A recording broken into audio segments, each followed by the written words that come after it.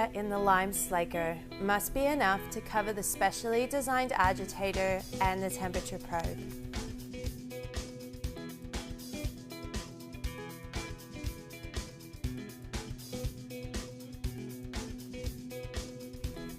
As we start to add the lime, we'll do so slowly. In full-scale processes, lime addition may take up to 4 minutes per batch. Adding the lime too fast could simulate flooding or uncontrolled lime feed, which results in non-uniform slurry and could result in safety hazards.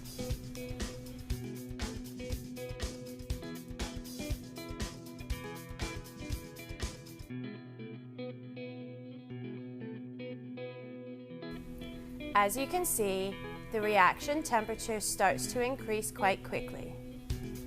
As the reaction continues, you can see that the slurry is uniform and you don't see residual large particles around the base of the beaker.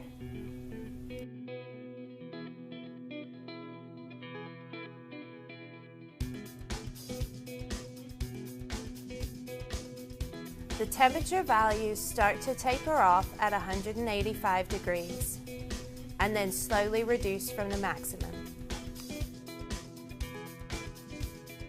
This smooth temperature profile shows that the lime has been allowed to fully react with the water. There is little or no reactive residual lime remaining, and an optimized lime slurry has been produced. If the reaction is prematurely halted, spikes can be noted in the temperature profile after the maximum has been achieved. This is indicative of actual pebbles of lime still existing inside the reactor vessel that remain unhydrated by the addition of makeup water too soon. As the slurry temperature starts to reduce, this indicates an exothermic reaction is no longer occurring, and we can now add the dilution water to make our final slurry.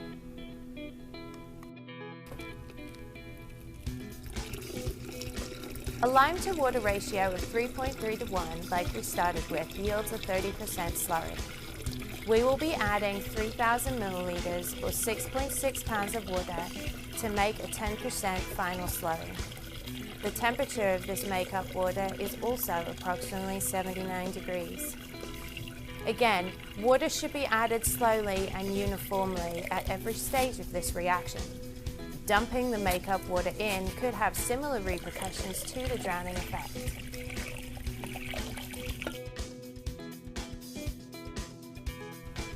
At a 10% slurry, it is visually uniform. You don't see any large particles. Particle size distribution tests would likely show a fine particle size, resulting in a highly chemically reactive, highly efficient end-use process. Mixer and probe are covered. We start the mixer and we slowly add 1 pound of quicklime, initiating the slaking reaction.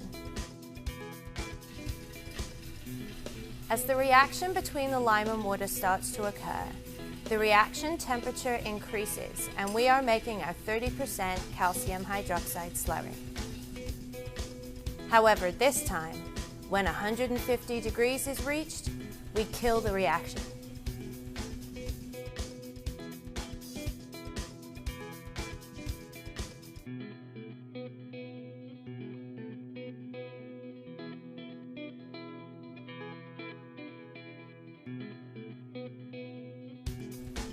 As you can see from the contents of the beaker, you can see the particles of lime that have not reacted. This will result in a lower reactivity lime slurry that is potentially unstable and a much lower efficiency of your process overall. In order to quantify the solids remaining out of solution, we will pass this slurry through a size number 70 sieve. Solids remaining in this beaker are predominantly grit and unavailable lime.